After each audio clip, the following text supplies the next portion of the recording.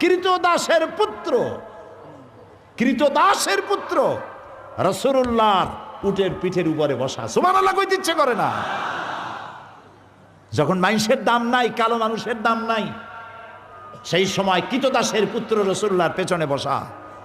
আবু বকর, ওমর, ওসমান, আলী রিদওয়ানুল্লাহ তাআলা আলাইহিম আজমাইন, বংশের আভিজাত্যের গৌরব যাদের, এইসব বড় বড় নেতারা পায়ে হাঁটছে, রাসূলুল্লাহর পিঠের উটের পিঠের উপরে কৃতদাস পুত্রকে বসাইছেন।